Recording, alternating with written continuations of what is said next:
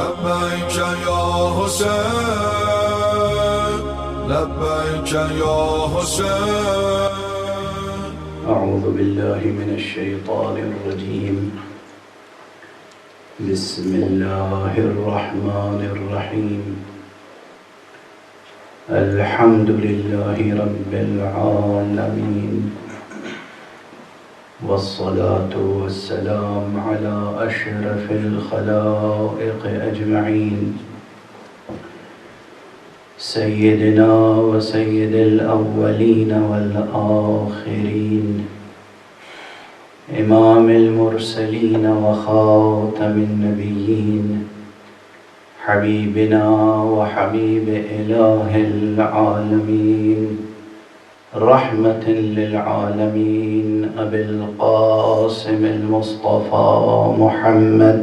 اللهم صل على محمد وآل محمد وعلى أهل بيته الطيبين الطاهرين الهداة المهديين المعصومين المظلومين، واللعنة الدائمة على أعداء الحق والدين. أما بعد، فقد قال الله تعالى عز اسمه في محكم كتابه ومتقن خطابه. بسم الله الرحمن الرحيم.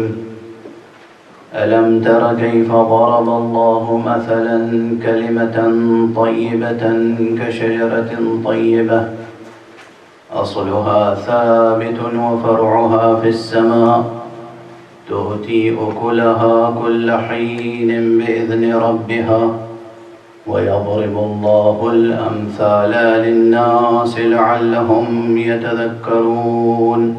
صدق الله العلي العظيم. اللهم صل على محمد وآل محمد.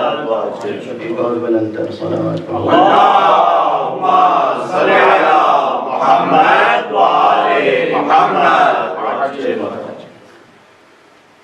قرآن اور اہل بیت کے عنوان سے گفتگو کا سلسلہ جاری ہے، اور ذیلی عنوان ہے جستجو، راستہ اور راہبر.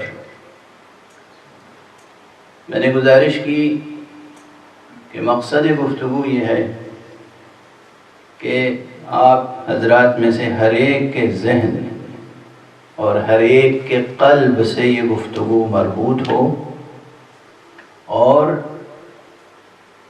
ہر ذہن اور ہر قلب تک وہ روشنی پہنچ جائے جو روشنی قرآن اور اہل بیت سے ہم تک آ رہی ہے.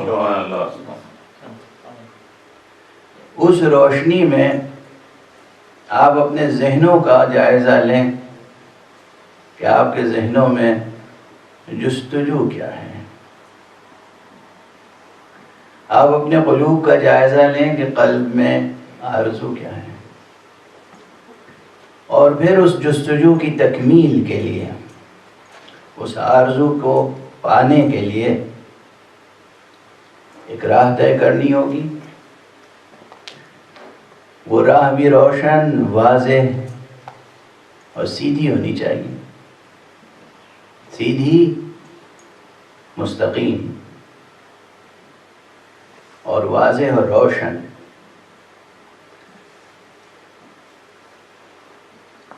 میں نے آپ سے یہ بھی گزارش کی کہ بحیثیت انسان ہماری جستجو بہت بلند ہونی چاہیے.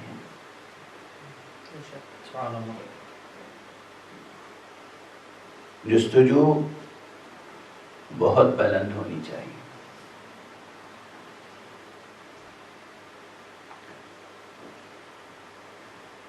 عموماً ہماری زندگیاں حیوانی جبلتوں کی محکوم نظر آتی ہیں. عموماً حیوانی جبلتوں کی محکوم نظر آتی ہیں. میں نے عرض کیا کہ انسان، وہ آج کل کا بظاہر پڑھا لکھا انسان بھی، واقعی اپنی زندگی کی ایک بہت بڑی مشکل سمجھتا ہے روزی روٹی کا کمانا. روزی روٹی کا کمانا ایک کام ہے زندگی کے کاموں میں سے، مگر زندگی کی انسانی زندگی کی سب سے بڑی مشکل یہ نہیں ہے. انسانی زندگی کی سب سے بڑی مشکل روزی روٹی کمانے کو وہی سمجھے گا جو خدا فراموش ہو.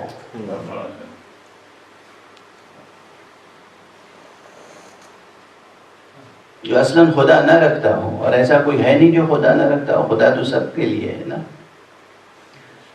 خدا تو ہے اور سب کا ہے، اور خدا کی رحمت اور محبت سب کے ساتھ وابستہ ہے.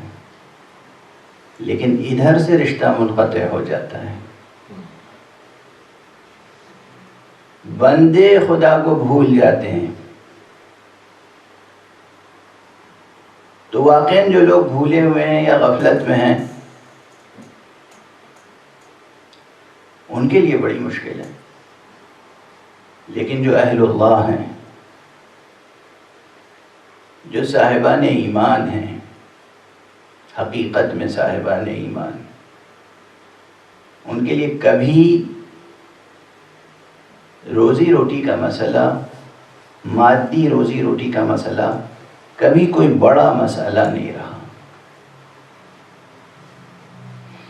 میں چیلنج سے کہہ سکتا ہوں یہ بات، قسمیں کھا کے کہہ سکتا ہوں یہ بات، مناظرہ کر سکتا ہوں آپ سے اس بات پر، مباہلہ کر سکتا ہوں آپ سے اس بات پر. ایمانداری کے ساتھ تاریخ انسانی کا جائزہ لیں. جس مخلوق کو بھی اللہ نے خلق فرمایا ہے، اس مخلوق کو خلق کرنے سے پہلے اس کے رزق کا اہتمام فرمایا. رزق پہلے خلق فرمایا ہے اور مرزوق کو بعد میں. جو محتاج رزق ہے اسے بعد میں خلق فرمایا ہے. اور ہم سے زیادہ بہتر نظر آتے ہیں بہت سے جانور جو اپنی غذا کا کس اہتمام سے ذخیرہ کرتے ہیں، کس اہتمام سے غذا کی جستجو کرتے ہیں، کس اہتمام سے اپنا گھر بناتے ہیں. بعض پرندے ہیں اتنے خوبصورت گھونسلے بناتے ہیں، خوبصورت، واقعاً اس کی جو انجینئرنگ ہے وہ حیرت انگیز ہے، جو ڈیزائن ہے اس کی وہ حیرت انگیز ہے، جو ڈیکوریشن ہے اس کا وہ حیرت انگیز ہے. اور یہ معمولی مخلوق جسے آپ پاؤں سے دل مسل کے کچل کے گزر جاتے ہیں، آپ گزر جاتے ہیں، لیکن کوئی اہل اللہ ہوتا ہے تو ان کی باتیں بھی سمجھتا ہے اور ٹھہر بھی جاتا ہے اور اپنے پورے لشکر کے ساتھ ٹھہر جاتا ہے. جناب سلیمان کا واقعہ کس نے نہیں سنا ہے اور کس نے نہیں پڑھا ہے اگر قرآن پڑھتے ہیں آپ. یہ چونٹیاں یہ جو ہیں پوری وادی نمل، پورا شہر کا شہر ہے ان کا. اور اب تو یعنی جو ایکسکیویشنز ہوئے ہیں اور جو زمین میں آثار قدیمہ کی جستجو کرنے کے لیے لوگ نکلے تو انہوں نے دیکھا کہ زمین کے اندر کتنا بڑا ملک آباد ہے، کتنی خوبصورتی سے ڈیزائن کیا گیا ہے. کالونیز ہیں، گھر ہیں، مکانات ہیں، اور یہ سب اس حقیر مخلوق نے بنائے ہیں جسے آپ کچھ نہیں سمجھتے. تو روزی روٹی کا مسئلہ ہو یا گھر مکان کا مسئلہ ہو یا آپ کے لیے تھوڑے سے لباس کا مسئلہ ہو، یہ مسئلہ حقیقتاً مسئلہ ہے زندگی کا، مگر اتنا بڑا مسئلہ نہیں ہے کہ پوری انسانی فکر، پوری انسانی صلاحیتیں اس کی نظر کر دی جائیں. آپ کی جستجو اس سے بہت بلند ہونی چاہیے، جستجو کمال کی ہونی چاہیے. بلکہ اس لفظ کمال کو جمع کے صیغے میں استعمال کر لیں تو اور بہتر ہے، یعنی کمالات کی جستجو ہونی چاہیے. ایک صلوات پڑھ لیجیے. اللہم صلی علی محمد و آل محمد و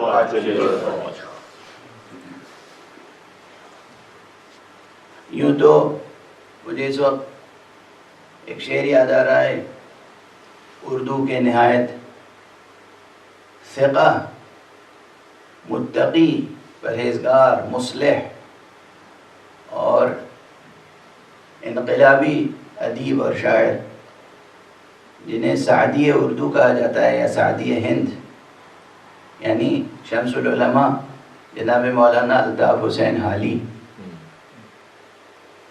یہ جتنے الفاظ میں نے استعمال کیے ہیں سوچ سمجھ کے استعمال کیے ہیں. عموماً لوگ شعراء کو نعوذ باللہ فسق و فجور میں مبتلا سمجھتے ہیں، لیکن یہ عمومیت درست نہیں ہے. جو ہیں ویسے وہ ویسے ہیں، جو ہیں ایسے وہ ایسے ہیں. مولانا الطاف حسین حالی کا اخلاقی شعور بہت بلند تھا اور انقلابی اخلاقیات کے حامل تھے. اب یہ ترکیب کاش ذہنوں میں محفوظ رہ جائے، انقلابی اخلاقیات. بعض مکاتب فکر ایسے ہیں مادہ پرست، نفس پرست، نام ان کو بڑے بڑے مل گئے، بڑی شہرتیں مل گئیں، وہ اصلاً اخلاقیات کے قائل نہیں ہیں اور وہ یہ سمجھتے ہیں کہ اخلاقی قدریں ضعیف و کمزور اور بزدل اور بے ہمت لوگوں میں پائی جاتی ہیں اور اخلاقیات تو بس اپنی ناکامیوں کو چھپانے کا ایک پردہ ہے. ایسا نہیں ہے. اخلاقی قدروں میں جو انقلابی قوت ہے وہ اسلحوں میں نہیں پائی جاتی. اخلاقی قدروں میں جو انقلابی قوت ہے وہ اسلحوں میں نہیں پائی جاتی. اسلحے قتل کر سکتے ہیں، دل اور دماغ کو تسخیر نہیں کر سکتے.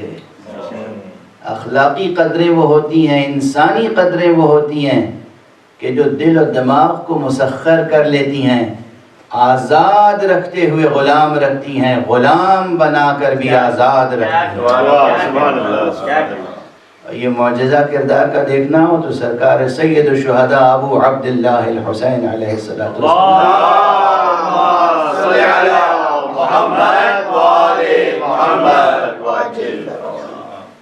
واقعہ کربلا کی تفصیلات میں موجود ہے.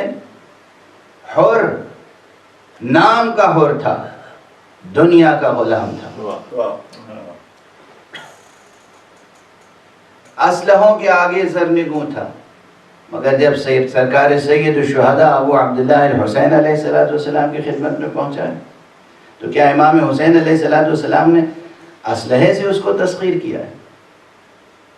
امام کی اخلاقی قدریں تھیں جس نے اس کی شخصیت میں انقلاب برپا کر دیا، اس کے دل کو مسخر کر دیا، اس کے ذہن کو مسخر فرما لیا اور نورانیت بخشی، ایسی نورانیت کہ وہ دنیا سے آزاد ہو گیا اور خدا کا سچا بندہ بن گیا. یہ اخلاقی قدروں کی قوت ہوتی ہے. اب بات قوت کی آ گئی ہے تو میں عرض کروں ایک جملہ، کاش ہمارے جوانوں اور جوان مرد بزرگوں کے دل و دماغوں میں رہ جائے. یہ جملہ، بزرگی اور جوان مردی میں کوئی تناقض اور تضاد نہیں ہے. جوانی الگ ہے، جوان مردی الگ ہے. یوں تو ممکن ہے کہ کوئی بوڑھا بھی ہو جائے اور پھر بھی بچپنے کی حرکتیں کرتا رہے، لیکن یہ بھی ممکن ہے کہ کوئی بوڑھا ہو جائے لیکن اس میں جوان مردی موجود ہو. مروءہ، جوان مردی، یہ لفظ مروءہ جو ہے عربی کا، یہ اردو میں آ کے مروت ہو گیا ہے. اور جس طرح اس میں حمزے کا ایک ہمہمہ ہے اور وہ ختم ہو گیا اور اردو میں آ کے وہ حمزہ بالکل ہی واو سے بدل گیا، تو مروءہ میں جو ہمہمہ تھا وہ مروت میں باقی نہیں رہ گیا. مروت تو بس تملق بن کے رہ گیا. مروت تملق کا نام نہیں ہے. مروت، مروءہ یعنی جوان مردی. وہ جوان مردی جو کہیں نظر آئے یا نظر نہ آئے، حبیب ابن مظاہر میں تھی. وہ جواں مردی جو کہیں نظر آئے یا نہ آئے، مسلم ابن اوسجہ میں تھی. وہ جواں مردی جو کہیں نظر آئے یا نظر نہ آئے، انس ابن حارث کاہلی اسدی میں تھی. وہ بوڑھا صحابی رسول جس کی کمر جھک گئی تھی، کمر خم تھی، اور یہ بھویں لٹک کے اس طرح آنکھوں پہ آ گئی تھی کہ آسانی سے کچھ دیکھ نہیں سکتا تھا. مگر اس نے سنا تھا رسول اللہ صلی اللہ علیہ وآلہ وسلم کی زبان مبارک سے براہ راست یہ جملہ،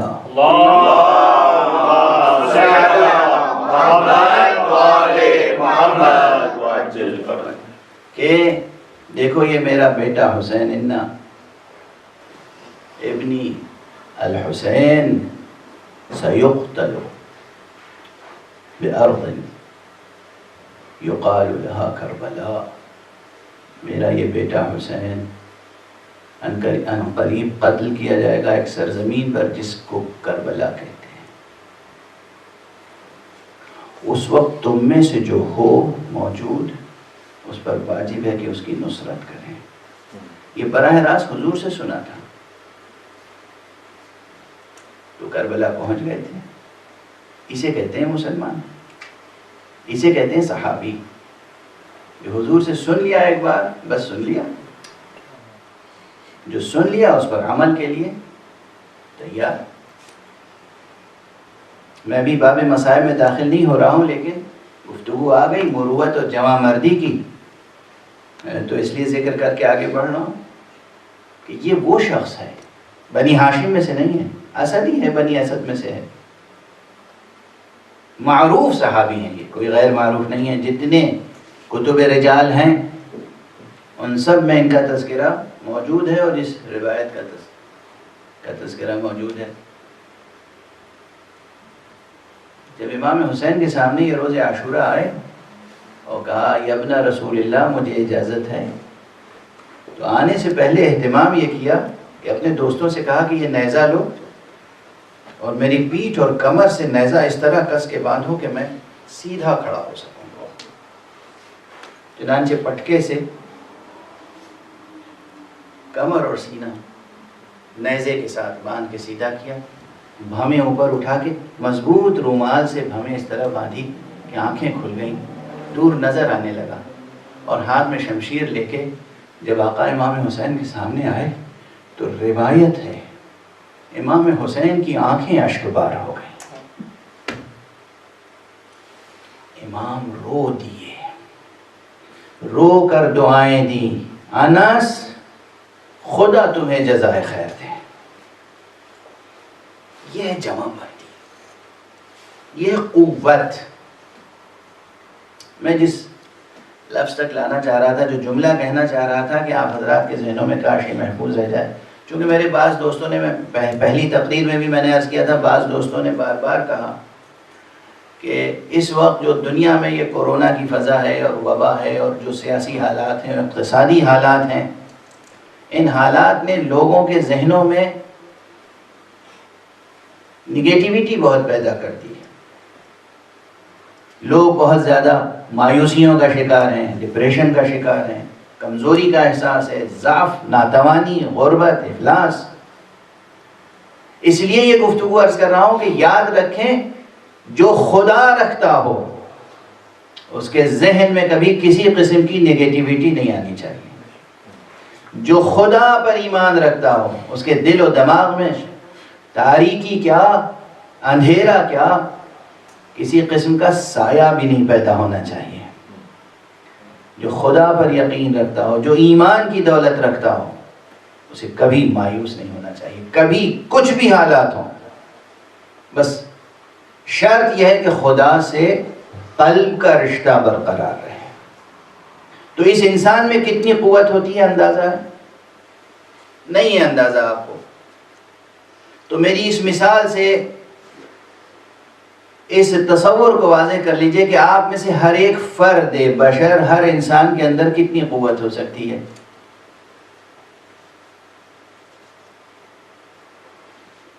مثال پہلے ذرا عجیب سی لگے گی،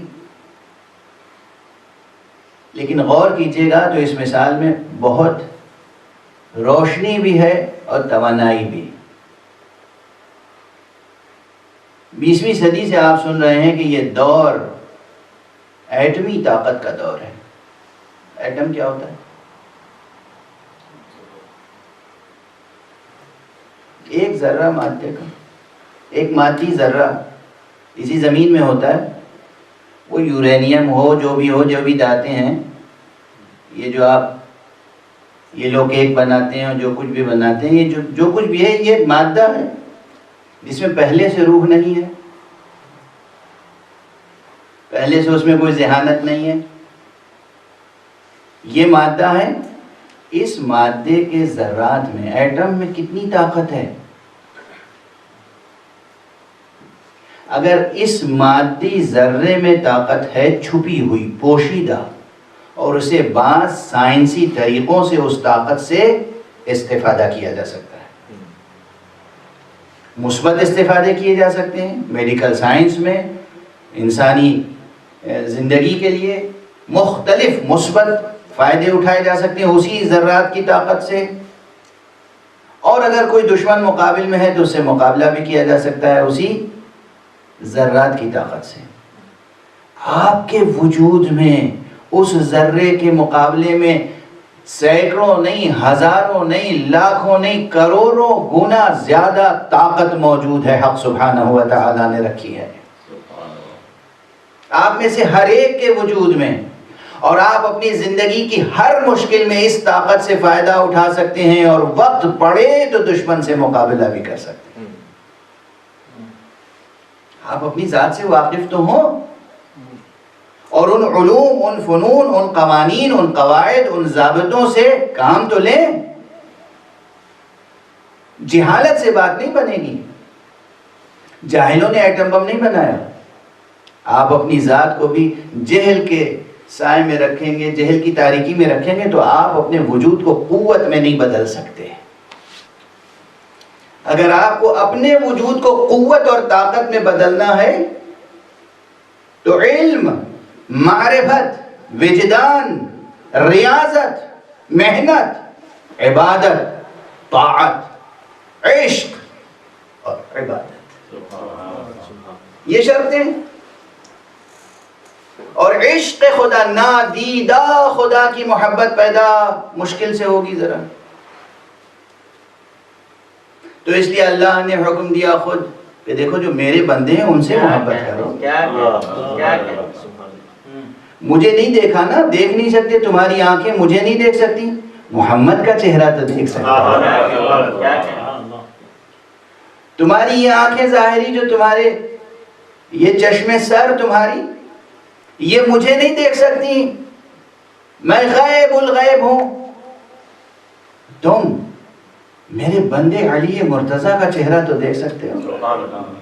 دیکھو کتنا حسین ہے آفتاب کی طرح. بس تم مجھے نہیں دیکھ سکتے تو میں اسی کو وجہ اللہ قرار دے دیتا ہوں. دیکھا دیکھو، اور اس سے محبت کرو، اس سے محبت کرو. رسول اللہ صلی اللہ علیہ وآلہ وسلم.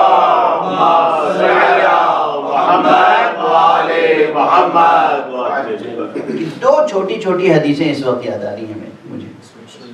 ایک حدیث میں جو بہت مشہور ہے، آپ میں سے ہر ایک کو یاد ہوگی تقریباً. ایک تو حدیث یہ ہے کہ النظر الی وجہ علی عبادہ، مشہور ہے. کس نے کہا ہے؟ حضور حق سبحانہ و تعالیٰ کی طرف سے مامور پیغمبر نے، حضور رحمت عالم، نبی خاتم، امام المرسلین صلی اللہ علیہ وآلہ وسلم نے فرمایا،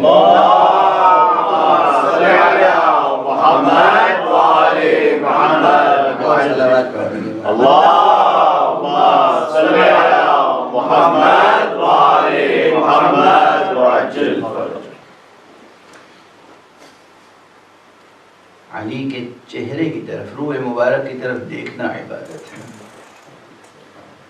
دوسری حدیث جو میں عرض کرنا چاہ رہا ہوں اس وقت وہ یہ ہے کہ حضور نے امیر المومنین علی ابن ابی طالب علیہ السلام کو خطاب کر کے فرمایا، اللہم صلی علی محمد وآل محمد یا علی ان السعید حق السعید من احبک و اطاعک.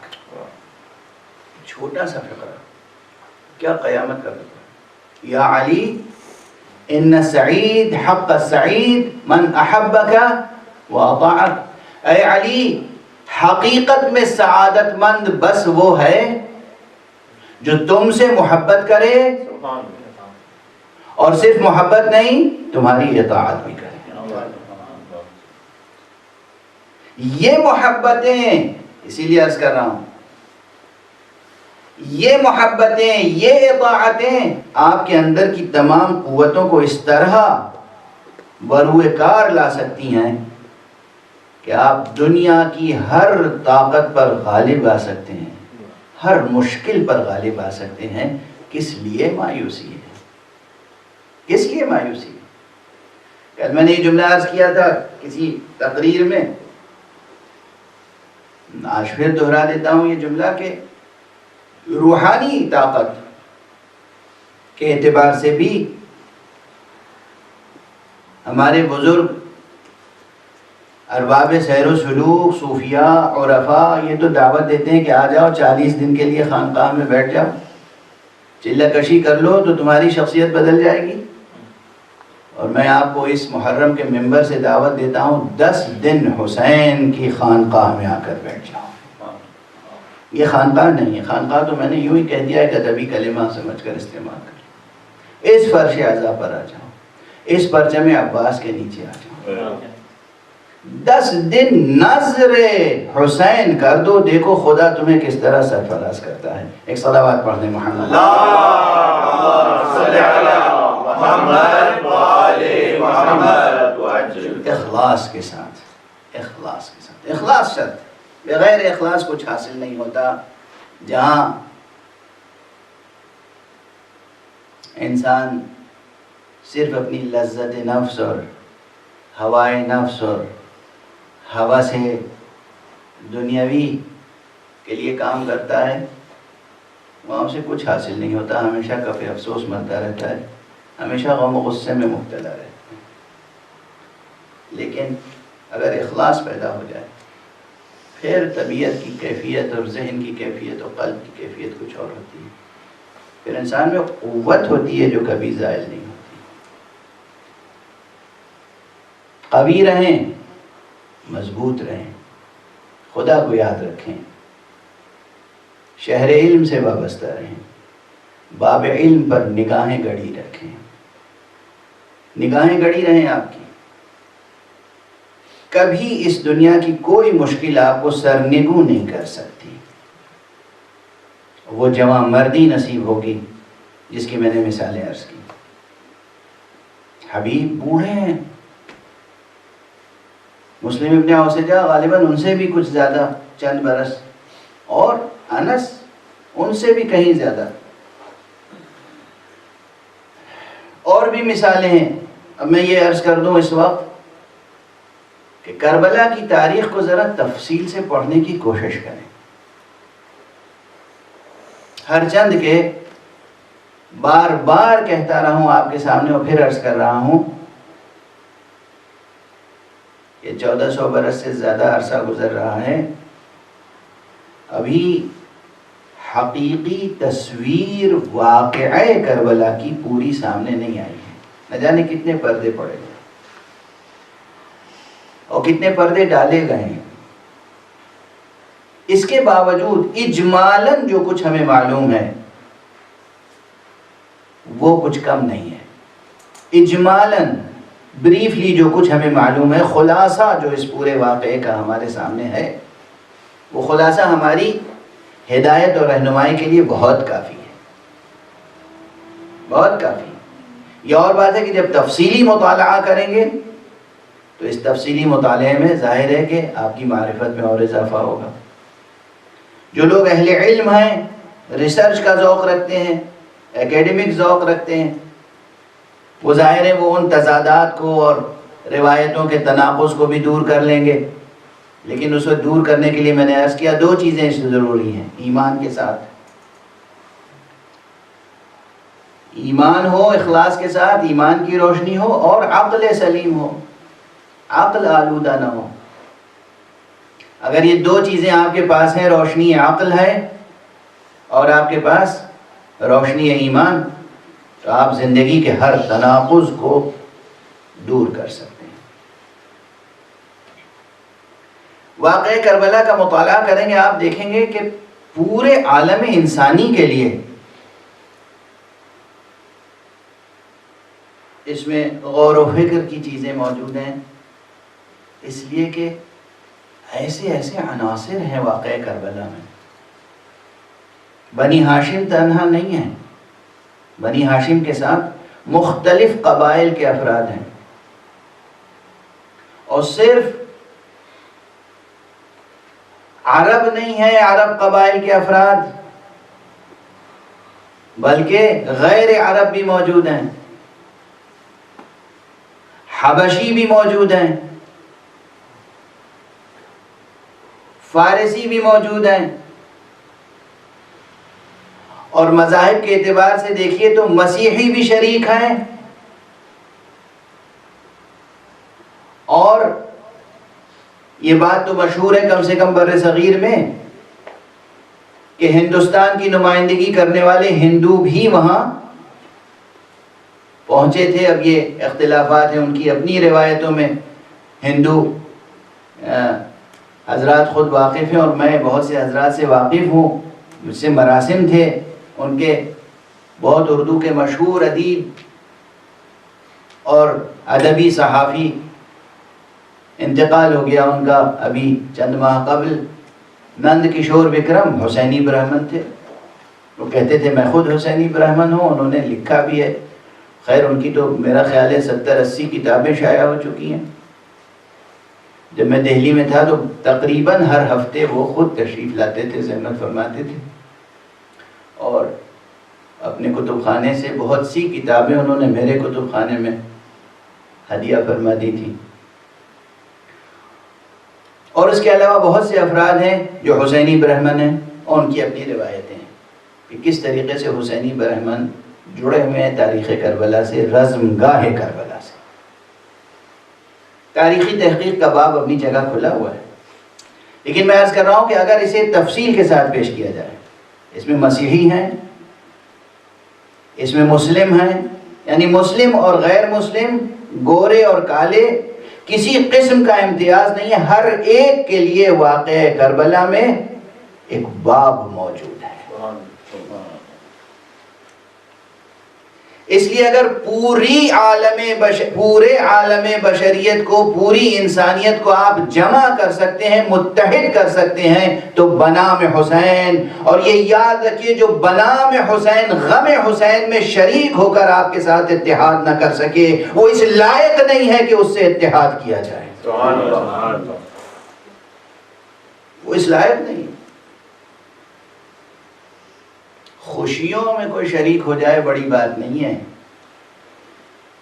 بنیادی انسانی قدر یہ ہے کہ انسان غم میں شریک ہو۔ بہرحال یہ واقعہ کربلا اس وقت اطمینان کی بات یہ ہے کہ دنیا کے بہت سے ٹی وی چینلوں پر، یوٹیوب چینلوں پر، سوشل میڈیا پر ہر طرح سے ذکر حضرت ابو عبداللہ الحسین علیہ السلام نشر ہو رہا ہے۔ اللہم صلی علی محمد وآل محمد وعجل۔ ممکن ہے، بہت ممکن ہے کہ یہ کورونا کی وبا کے سائے میں جو بیمار سازشی سیاستیں کام کر رہی ہیں، انہوں نے پوری منصوبہ بندی کے ساتھ عزاداری کے منصوبے کو نشانہ بنایا ہو، بہت ممکن ہے، لیکن یہاں پر آ کر وہ شکست کھا جائیں گے۔ وہ دیکھیں گے کہ جس قدر بھی ہمارے جسم ایک دوسرے سے دور ہوں گے، ہمارے دل ایک دوسرے سے قریب آئیں گے۔ ہمارا مجمع جتنا منتشر کریں گے، ہماری قوت اتنی ہی مجتمع ہوگی۔ یہ ہمارے آنسو اس کرۂ ارض کو اس طرح دھو دیں گے کہ اللہ کا آخری ولی اور حسین کا وارث اس زمین پر اپنے قدم رکھ سکے. ایک صلوات پڑھ دیجیے. اللهم صل على محمد وعلى محمد وعجل. بہرحال گفتگو کئی جہات میں بڑھتی چلی جا رہی ہے. میں ٹھہر کر اور پلٹ کر آپ کو لفظ جستجو تک لاتا ہوں. میں نے تو مولانا الطاف حسین حالی کا نام لیا تھا اور ان کا شعر ابھی نہیں سنایا آپ کو، اور بات یوں آگے بڑھتی چلی گئی کہ میں نے عرض کیا تھا کہ انقلابی اخلاقیات کیا ہوتے ہیں. انقلابی اخلاقیات، تو مولانا حالی انقلابی اخلاقیات کے شاعر تھے کہ انسان تھے. شاعری میں جس قدر بھی آ سکا یا نہیں آ سکا وہ ایک الگ بات ہے. ان کی شاعری کتنی مضبوط ہے، کتنی قوی ہے، استادانہ ہے یا اس میں اور پہلو ہے، وہ سب ادبی تنقید کا حصہ ہے. جو آپ کو یاد رکھنا چاہیے، ہر جوان کو، ہر بچے کو یاد کرا دیجیے شعر، ہے جستجو کہ خوب سے ہے خوب تر کہاں. ہے جستجو کہ خوب سے ہے خوب تر کہاں، اب دیکھیے ٹھہرتی ہے جا کر نظر کہاں. ہمیشہ خوب سے خوب تر کی جستجو رکھیں گے تو آپ انسانی ذہن رکھتے ہیں چونکہ اس لیے یقیناً مادی سطح سے ذہن اور نگاہ آپ کی بلند ہوتی جائے گی، ذہن بلند ہوتا جائے گا اور آپ اس منزل تجرد تک پہنچ جائیں گے جہاں سے آپ اپنی واقعی انسانی عظمت کو درک اور دریافت کر سکیں گے. لفظیں ذرا مشکل ہو گئیں. کہنے کا مقصد یہ ہے کہ اس دنیا سے، اس خاکنائے دہر سے جب تک بلند نہیں ہوگا ذہن، اس لیے کہ جسے میں کمالات کہہ رہا ہوں، جستجو کس چیز کی ہونی چاہیے؟ کمالات. یہ کمالات جو انسانی کمالات ہیں، یہ سب کے سب ایبسٹریکٹ ریئلٹیز ہیں. یہ مجرد حقائق ہیں. اب ظاہر ہے کہ ہر انسان کو، آپ گاؤں کے، شہر کے ہر انسان کو مجرد حقائق سے براہ راست فوراً متعارف نہیں کرا سکتے. مشکل مرحلہ ہے، مشکل مرحلہ ہے. لیکن ایک مثال دے دوں، مجرد حقیقت کسے کہتے ہیں؟ یہ آپ کے کمال کی بات ہے. اب یہ موضوع ایک ہوتا ہے لیکن مضمون اس کے گرد لاکھوں ہوتے ہیں. لفظ ایک ہوتا ہے لیکن اس سے نکلنے والے مطالب بہت ہوتے ہیں. تو یہ مثالیں مختلف کانٹیکسٹ میں پچھلے 40 برس سے دیتا آ رہا ہوں. تو یہ نہ سمجھیے گا کہ تکرار مطلب ہے. موضوع جدید ہے اور مطالب اور نکات جدید ہیں، عنوان قدیم ہے. ایبسٹریکٹ ریئلٹی کسے کہتے ہیں؟ کہاں تک آپ کو اپنے ذہن کو لے جانا ہے، یعنی کس کمال کی جستجو کرنی ہے. سب سے پہلی چیز جس کے بغیر چارہ نہیں ہے کہ انسان اپنی انسانی عظمت کو ڈسکور کر سکے اور انسانی عظمت کو پا لینے کے بعد اپنی اسلامی عظمت اور ایمانی عظمت تک پہنچ سکے، وہ ہے علم. علم اور علم اور علم اور علم. Knowledge knowledge knowledge knowledge.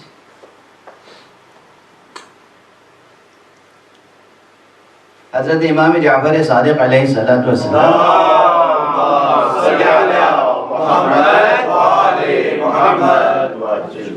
اور حضرت امام زین العابدین علیہ السلام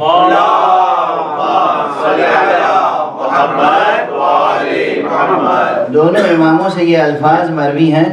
فرماتے ہیں میرا بس چلتا تو میں اپنے اصحاب کو کوڑوں سے مارتا تاکہ یہ علم حاصل کرنے میں کوتاہی نہ کریں.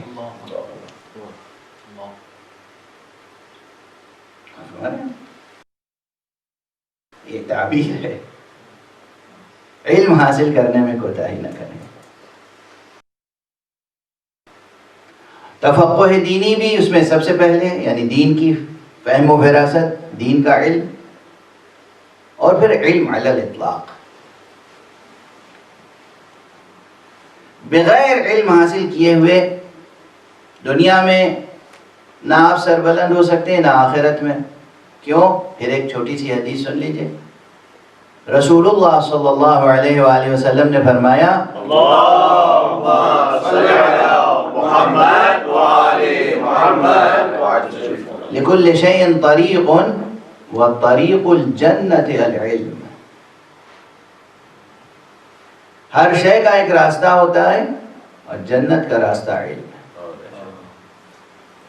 تو اگر آخرت میں جنت کی طلب ہے تو علم، دنیا میں دنیا کی راحت کی طلب ہے تب بھی علم. برسبیل تذکرہ یہ بھی جملہ کہتا چلوں کہ عام طور پر بعض حضرات یہ کہتے ہیں، بلکہ زیادہ لوگ یہ کہتے ہیں کہ صاحب وہ جو جاہل ہیں وہ تو زیادہ ہمیں خوشحال نظر آتے ہیں دنیا میں. علماء، اسکالرز، پڑھے لکھوں کی مصیبتیں ہوتی ہیں. ساری مصیبت تو پڑھے لکھوں کی ہوتی ہے، جاہل کو تو بے فکر ہوتا ہے. وہ عیش و نشاط کی زندگی بسر کر رہا ہوتا ہے. آپ کو معلوم نہیں وہ عیش و نشاط، اس کی سطح کیا ہے، اس کی ارزش کیا ہے، اس کی قیمت کیا ہے. اور وہ راحت و سرور جو ایک عالم کے حصے میں آتی ہے، وہ سرور جو ایک عالم کو حاصل ہوتا ہے علمی انکشافات کے نتیجے میں، وہ راحت جو ایک عالم کو حاصل ہوتی ہے علم کے حصول کے بعد، کوئی موازنہ نہیں کر سکتا. ناقابل قیاس ہے. چه نسبت خاک را با عالم پاک، چه نسبت خاک را با حضرت پاک. کیا نسبت ہے خاک کی اس زمین کی آسمان سے؟ کیا نسبت ہے؟ علم. بغیر حصول علم کے ہمارے یہاں میں نے دیکھا ہے کس قدر غفلتیں ہیں معاشرے میں، کس قدر غفلتیں ہیں معاشرے میں.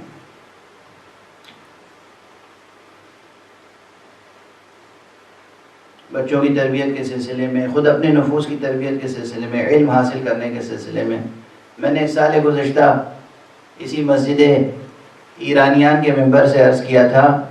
بچوں کو یہ جملہ یاد ہوگا، جوانوں کو یہ جملہ یاد ہوگا کہ دیکھو ایک چیز یاد رکھو، جہالت مٹانے سے مٹ جاتی ہے، چھپانے سے چھپتی نہیں ہے. جہالت مٹانے کی کوشش کرو علم حاصل کر کے،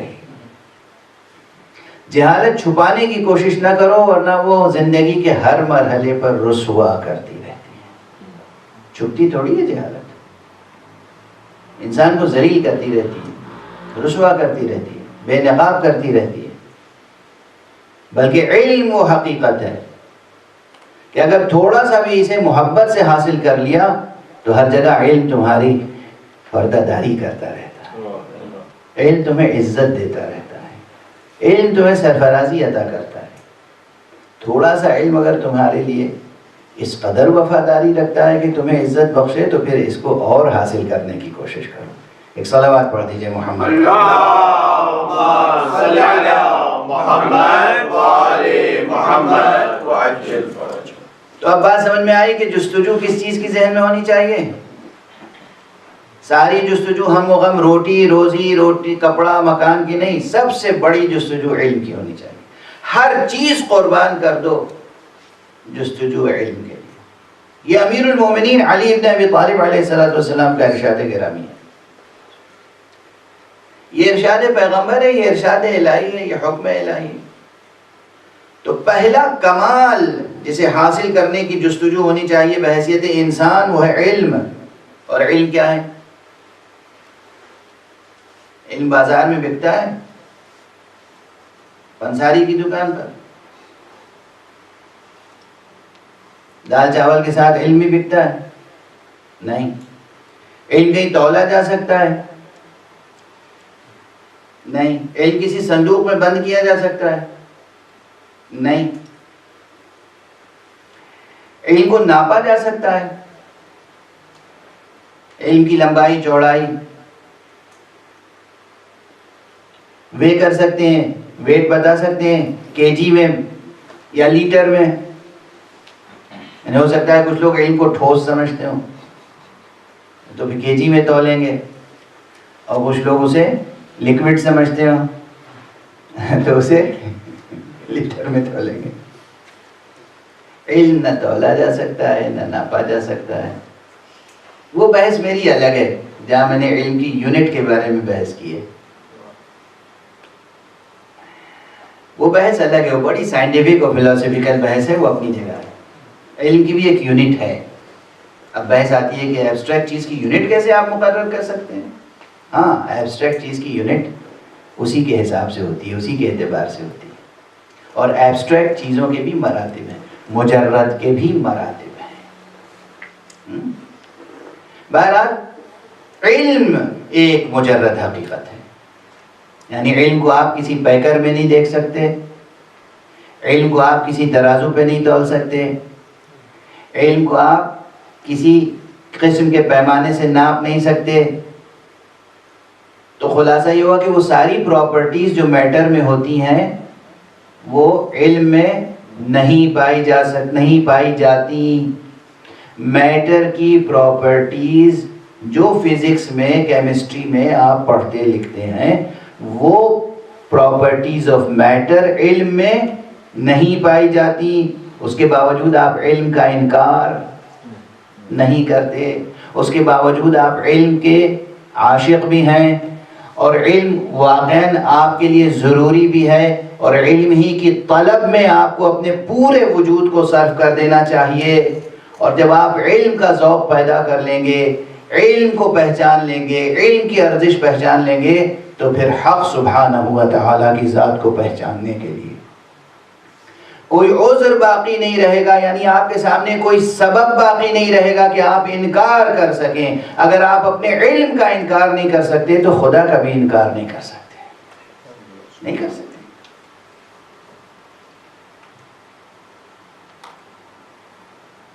تو جستجو کس چیز کی ہو؟ علم کی. یہ ایک چیز ہے. اب علم سے جو شجرہ کمالات کا چلے گا اس میں فہرست بہت طویل ہے, بہت طویل فہرست ہے. یہ ہے کمالات کی ابتدا. تو جستجو ذہنوں میں ہو علم کی, آرزو دل میں ہو علم کی. اور جب جستجو علم کی ہوگی اور آرزو علم کی ہوگی, اور آپ حرکت کریں گے, سفر کریں گے, ہجرت کریں گے بخاطر علم. یہاں پر ہجرت کا لفظ زبان پر آ گیا تو بس ایک جملہ پھر یاد دلا دوں اپنا, گزشتہ کسی مجلس میں عرض کیا کہ محرم کے چاند کے نمودار ہونے کے ساتھ صرف ایک نیا ہجری سال شروع نہیں ہوتا ہے, ایک نیا ہجرت کا سفر شروع ہوتا ہے. ایک نیا سفر ہجرت شروع ہوتا ہے. تو یہ سفر ہجرت جو شروع ہوگا علم کو حاصل کرنے کی خاطر, اس کا اختتام اور کہیں ہو ہی نہیں سکتا ہے سوائے اس کے کہ باب مدینۃ العلم پر پہنچ کر امیر المومنین علی ابن ابی طالب علیہ السلام کے قلعہ ولایت میں داخل ہو جائے.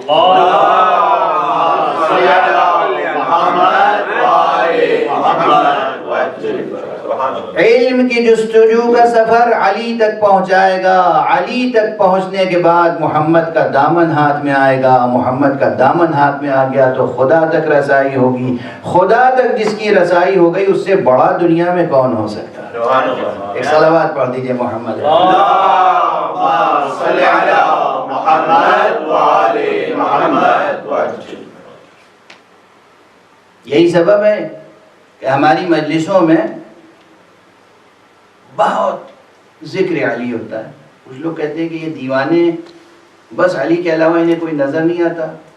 ارے پھوٹ جائیں ہماری آنکھیں اگر علی کے علاوہ کوئی اور نظر آئے. علی کے علاوہ کوئی چہرہ ہے ہی نہیں جسے دیکھا جائے.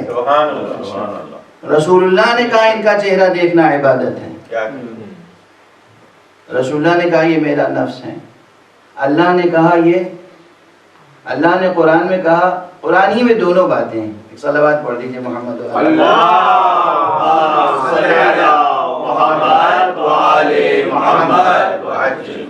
دیکھیے کفر و شرک کے فتوے تو جلدی سے لگنے لگتے ہیں, اور میں اس کا عادی ہو گیا ہوں, پروف ہو گیا ہوں, فتویٰ پروف ہو گیا ہوں میں.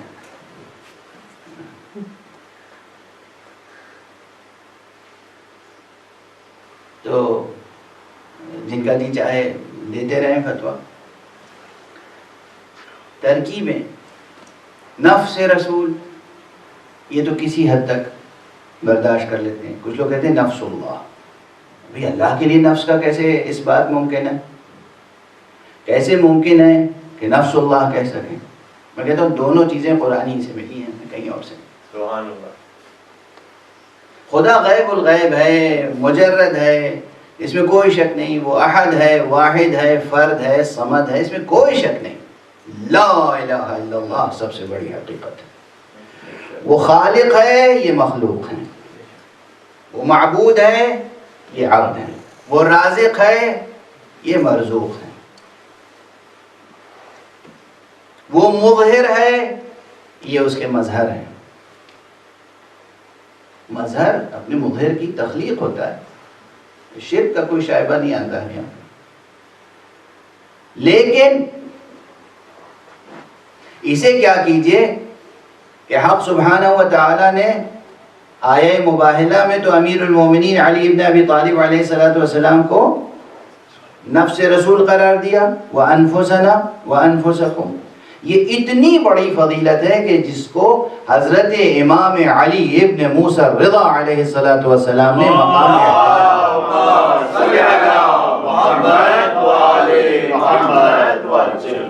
امام رضا علیہ السلام نے مقام احتجاج میں پیش کیا ہے. مامون کے بھرے دربار میں اہل بیت کے مخالفین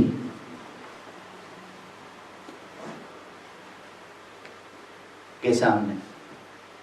مخالفین کے بعد کچھ اور کہنا چاہ رہا تھا, پھر میں ٹھہر گیا.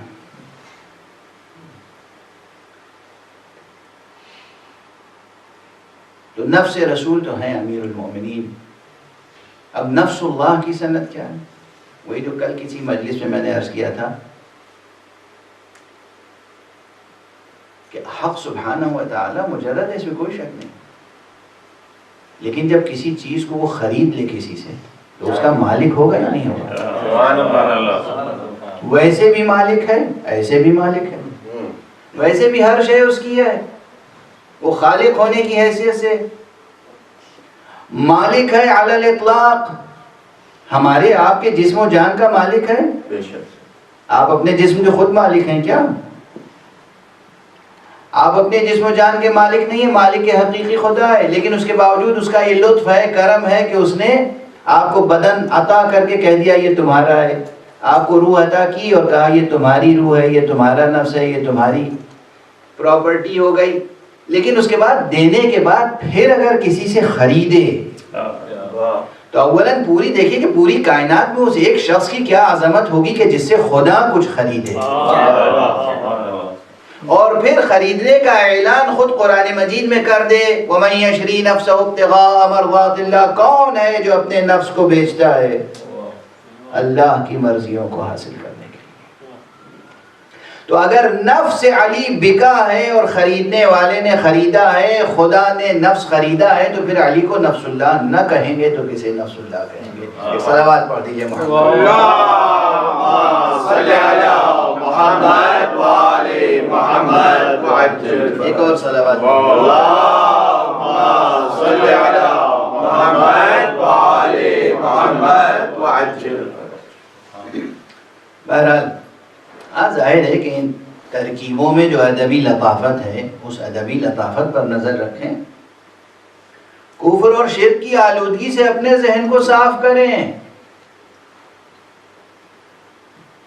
کفر اور شرک کی آلودگی سے اور تکفیری رجحان سے اپنے آپ کو پاک کریں. یہ اللہ کے ہیں اور اللہ ہی کی طرف جانے والے ہیں اور اللہ ہی کی طرف سب کو لے کر جانے والے ہیں. بس اب دامن وقت میں آج گنجائش نہیں ہے. وہ رسول اللہ صلی اللہ علیہ وآلہ وسلم کی ذات گرامی ہو, یا امیر المومنین علی ابن ابی طالب علیہ السلام کی ذات گرامی ہو, یا حضرت فاطمہ زہرا سلام اللہ علیہ کی ذات گرامی ہو.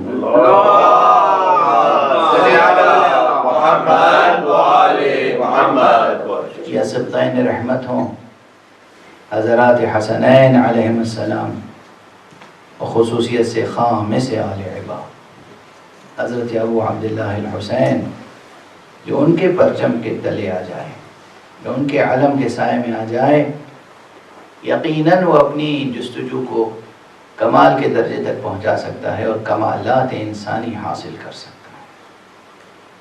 آج جی چاہ رہا ہے کہ میں ایک ایسے شہید کا تذکرہ کروں جو بنی ہاشم میں سے نہیں ہے، اور اس واقعے میں کئی عبرتیں ہیں۔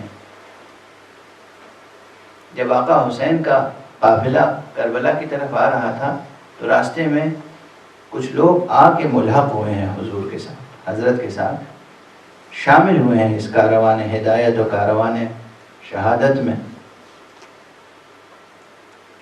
ان میں سے ایک چھوٹا سا کارواں ایسا ہے جس میں صرف 3 افراد ہیں، ایک ماں ہے، ایک جوان بیٹا ہے جس کی اس نے شادی کی ہے، اس کے ساتھ نئی نویلی بہو ہے، دلہن ہے۔ راستے میں ٹھہرا ہوا ہے یہ چھوٹا سا قافلہ، خیمے میں بیٹھے ہوئے، بہو بیاہ کے لے کر آئی ہے وہ خاتون، بیٹا بیٹھا ہے، بہو بیٹھی ہے، خود بیٹھی ہے۔ ایک دم سے خیمے کے اندر باہر سے گھوڑوں کی ٹاپوں کی آوازیں آئیں۔ اب یہ بوڑھی ہے، سن رسیدہ ہے، اسی علاقے کی رہنے والی ہے۔ اس نے کہا یہ کون سا موسم ہے بھائی، اس موسم میں تو ادھر سے کوئی قافلہ گزرتا نہیں، یہ کس کا قافلہ ہے، کون لوگ ہو سکتے ہیں؟ بیٹا باخبر ہے، بیٹے کو اطلاع ہے۔ بیٹے نے سر جھکا کے کہا مادر گرامی، یہ رسول اللہ کے نواسے امام حسین کا قافلہ ہے۔ وہ بی بی سن کر تڑپ گئی، بیٹا حسین، ابو عبداللہ، فاطمہ کا بیٹا حسین اس موسم میں یہاں کس لیے، اس طرف کا رخ کس لیے کیا ہے؟ بیٹے نے جواب دیا مادر گرامی، باغی شام نے رسول کے بیٹے سے بیعت طلب کر لی تھی، اور یہ ممکن نہیں تھا کہ حسین یزید جیسے فاسق و فاجر کی بیعت کرے، اس لیے انہوں نے مدینہ ترک کیا ہے، انہیں مدینہ چھوڑنے پر مجبور ہونا پڑا۔ مکے گئے، مکے میں بھی ان کے لیے خطرات پیدا کر لیے گئے، اب وہ کوفے کی طرف آ رہے ہیں۔ بس مختصر سا بیان اس مومنہ کی ذہانت کے لیے کافی تھا، سمجھ گئی، اور اس کے بعد بہو کو دیکھا، بیٹے کو دیکھا اور کہا بیٹا فاطمہ کا گھر اجڑ جائے اور میرا گھر بسا رہے، یہ نہیں ہو سکتا۔ توجہ رکھیے گا کیا جذبات ہیں، خواتین سن رہی ہیں، اور میں سلام کرتا ہوں اور دل سے دعائیں دیتا ہوں اپنی ماؤں، بہنوں، پھوپھیوں کو، ان بزرگ خواتین کو، کہ جو عزادار نسلیں پیدا کرتی ہیں، جو تربیت کرتی ہیں عزاداروں کی، اور جو گھروں کو امام بارگاہوں میں تبدیل کر دیتی ہیں، گھروں کو امام بارگاہوں میں تبدیل کر دیتی ہیں۔ کاش یہ تہذیبی سلسلہ برقرار رہے۔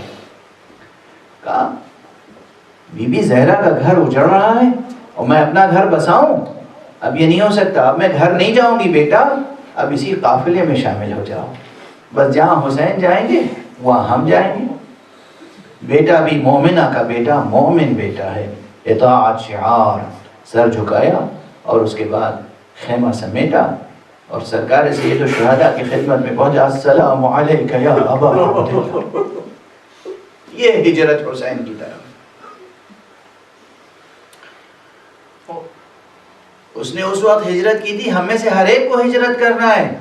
اگر ہم نے ہجرت نہیں کی تو ہم اپنی زندگی کے کمالات تک نہیں پہنچ سکیں گے۔ یاد رکھیے گا، ہلال محرم ایک نئے سفر ہجرت پر ہمیں آمادہ کرتا ہے۔ ہجرت کس کی طرف؟ حق کی طرف۔ ہجرت کس کی طرف؟ علم کی طرف۔ ہجرت کس کی طرف؟ نور کی طرف۔ ہجرت کس کی طرف؟ ہدایت کی طرف۔ ہجرت کس کی طرف؟ حسین کی طرف۔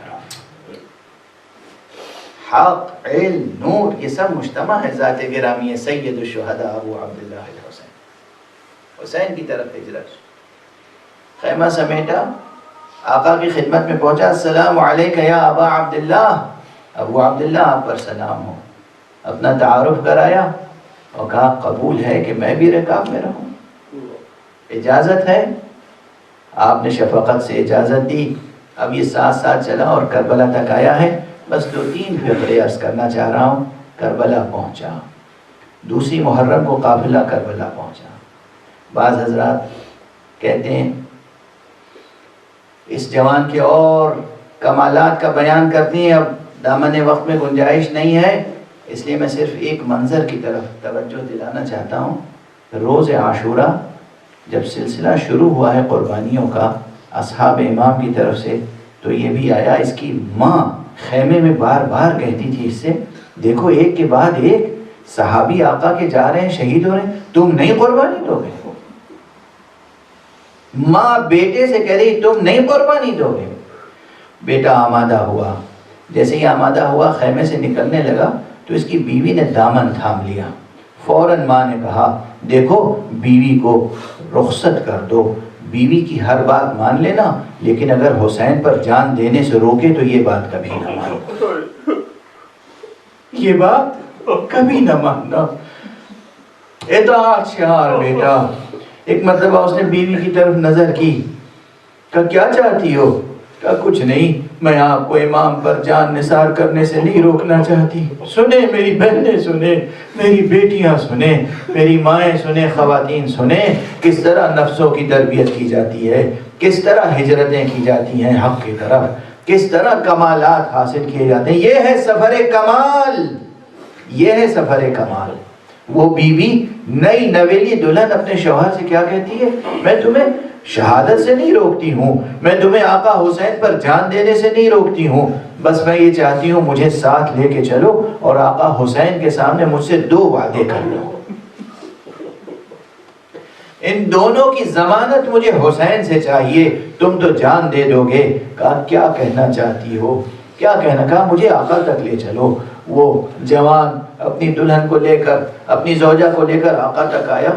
آقا میں اب آپ پر جان دینا چاہتا ہوں، مجھے اجازت دیجیے، یہ میری بیوی 2 آرزویں رکھتی ہے، اسے سماعت فرما لیجیے۔ آقا نے اس کی طرف توجہ کی، کہا تو کیا چاہتی ہے؟ کہا ایک وعدہ میں اس سے چاہتی ہوں کہ جب یہ جنت میں جائے تو مجھے لیے بغیر جنت میں داخل نہ ہو، اس کی ضمانت آپ ہی دے سکتے ہیں، کوئی اور نہیں دے سکتا۔ اور دوسری آرزو یہ ہے، دوسری خواہش یہ ہے کہ یہ تو جا کر ابھی شہید ہو جائیں گے، ہمارے کنبے میں بس 3 افراد ہیں، اب ایک بوڑھی ماں ہے، ایک میں ہوں، ہم کہاں جائیں گے؟ ہمیں اپنے خیام میں شامل کر لیجئے، جہاں آپ کی بہنیں ہیں، جہاں آپ کا اہل حرم ہے، ہمیں اس میں شامل کر لیجئے۔ امام کی آنکھوں سے آنسو رہا ہے۔ امام نے اس جوان کو اجازت دی، ان سے کہا آ جاؤ ہمارے حرم میں شامل ہو جاؤ، مگر تمہیں معلوم نہیں ہماری شہادت کے بعد یہ بھی اسیر محن ہوں گے، سروں سے چادریں چیدی جائیں گی، بازوں میں رسد باندھی جائے گی۔